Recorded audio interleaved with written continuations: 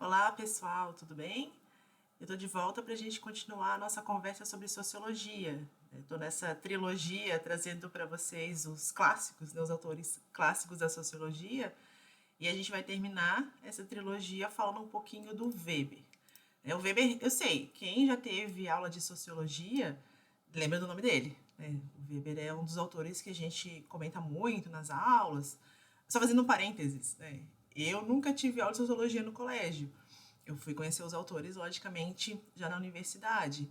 Mas eu sei que muita gente, a partir de uma certa época, né, que não foi a minha, a partir de uma certa época, muita gente já teve sociologia no colégio. Então, Weber é um autor que, pelo menos o nome, é familiar.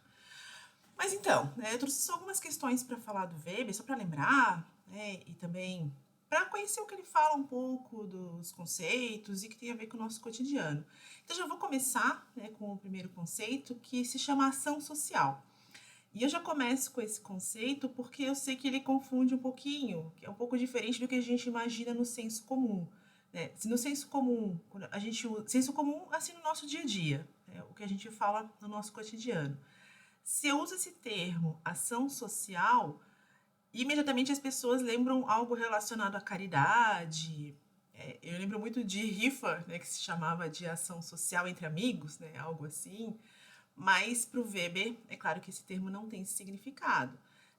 Para o Weber, a tradução é bastante simples. Ação social, eu faço, né, eu como agente social, eu faço uma ação social quando eu ajo pensando em outra pessoa.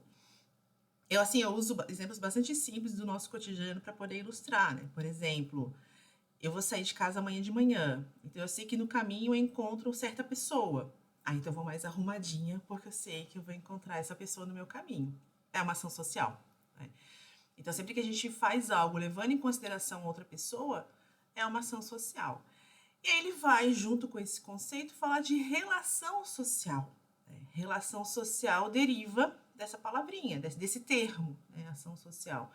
Então, relação social é quando é uma ação social minha, pensando em uma pessoa, e essa pessoa também age pensando em mim. Né? Então, tem essa relação. Então, quando eu saio, né, eu me arrumo porque eu vou encontrar amanhã de manhã alguém, e essa pessoa também sabe que vai me encontrar e também se arruma para poder ser notado por mim. Então, isso é uma relação social. Quer dizer, já com esses dois termos, que a gente chama de conceitos, a gente consegue perceber que o Weber fala do nosso cotidiano, né? Tá. E aí, falando do nosso cotidiano, ele acaba inaugurando uma sociologia, né, quando ele escreve, entre o século XIX e o século XX já, ele acaba inaugurando uma sociologia chamada de sociologia compreensiva. Compreensiva também a palavra é bastante fácil de entender. Ele quer compreender, sim, mas compreender o quê? Então o Weber quer compreender por que a gente age, ou traduzindo assim, palavras mais acadêmicas, né? Qual seria a motivação para a nossa ação? Então isso é a sociologia compreensiva inaugurada pelo Weber. Muito bem. E aí, pensando naquele conceito lá de ação social, né, nessa ideia de ação social, agir pensando em outra pessoa, ele acabou identificando, né? Lembrem que quando a gente fala de sociologia, a gente fala de uma ciência.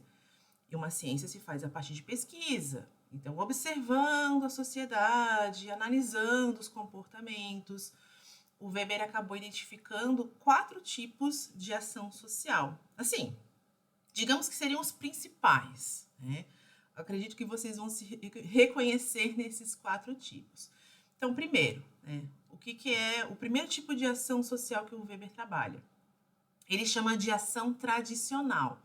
O que é uma ação tradicional? É uma ação que a gente faz por hábito, né? Tradição, já lembra isso, né?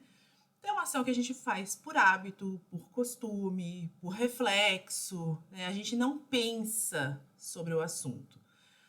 E pensar sobre o assunto quer dizer usar a racionalidade, né? Então a gente não raciocina para agir.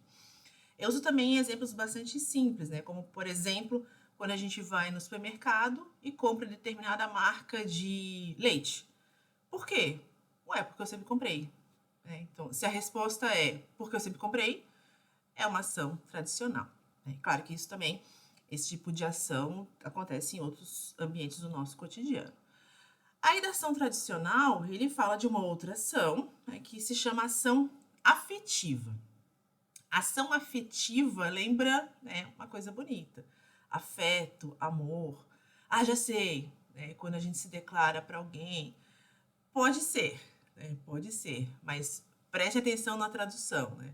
Ação afetiva é feita por impulso, né? Então, é uma reação e que a gente também não pensa no assunto. Também não tem o uso da racionalidade. Então, pode ser, né? Pode ser se declarar para alguém, mas sem pensar nisso, né? Será que a pessoa também gosta de mim? Né? Sem pensar. Então, é uma ação afetiva. Como pode ser também uma agressão. Eu ouvi algo que eu não gostei, me virei e agredi a pessoa. É uma ação afetiva, né, que é feita por impulso. Né? É uma reação e ela é emotiva. E a emoção funciona, né, tanto para o bem quanto para o mal, né, a gente já sabe. Muito bem. Aí também fala de uma ação chamada ação racional com relação a um fim. Opa, eu falei antes de ação tradicional e ação afetiva, que não tem raciocínio. Agora eu falei de ação racional, né, com relação ao fim. Então, se é uma ação racional, quer dizer que já tem um raciocínio, que tem um planejamento, tem uma estratégia. Sim, né? O que quer dizer com relação a um fim? Fim é no sentido de objetivo. Eu tenho um objetivo que eu quero atingir, então vou bolar um plano para chegar nesse objetivo. Como também eu falo muito para os meus alunos, né, sejam alunos universitários ou alunos também de ensino médio, vamos pensar aqui no ensino médio. Eu tenho um fim, um objetivo de passar no vestibular. Esse é meu objetivo. Então, o que eu tenho que fazer para alcançar esse objetivo? Ah, eu vou elaborar um planejamento de estudo durante a semana. Ah, não, durante a semana eu não posso, porque eu trabalho, mas eu vou fazer um planejamento nos finais de semana, então até passar no vestibular. Me esqueçam no final de semana, feriado, né, essas coisas. É uma ação racional, né? Então a gente tem um objetivo, pode ser um objetivo meu, egoísta, quero passar no vestibular, né, não tem problema. Também pode ser um objetivo de conquistar alguém. Ah, então eu vou bolar um planejamento. Então não é uma ação afetiva isso, é uma ação racional com relação ao fim, quando eu penso numa estratégia, quando eu faço um planejamento. Por fim, a última ação que ele fala também envolve raciocínio, planejamento, estratégia, se chama ação racional com relação a valores. É diferente da anterior, que era um fim, né? Valor. Então, valor é pensar num ideal. Eu tenho um ideal, eu vou elaborar um planejamento para atingir esse ideal. Eu penso muito, né, quando eu leio esse tipo, né, e quando eu falo sobre esse tipo, eu penso num ideal assim ecológico. Ah, eu tenho uma preocupação com o meio ambiente, que aliás todos devem ter, né? Eu tenho uma preocupação muito forte com o meio ambiente.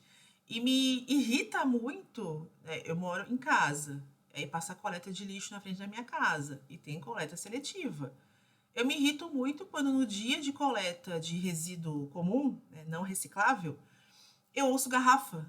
Sim, mas peraí, né? Garrafa é reciclável. Garrafa poderia ser colocada num outro dia na frente, na hora da coleta do lixo. Mas será que os meus vizinhos não sabem disso? Talvez não saibam. Então, eu vou elaborar um plano para falar com os meus vizinhos, para alertar sobre a importância de preservar o meio ambiente, de reciclar, quais são os dias da coleta do resíduo reciclável, né?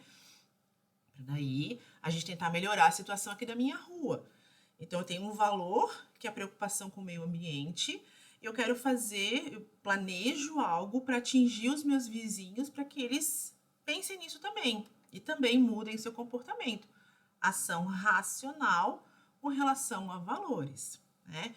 Então, o Weber fala desses 4 tipos de ação, como eu comentei, né, claro, podem existir vários outros, mas ele pensou mais nesses tipos mais comuns, e é claro que a gente se reconhece. Né? Tentem fazer esse exercício de pensar nesses tipos todos, ação tradicional, afetiva. Ih, afetiva eu já fiz muito.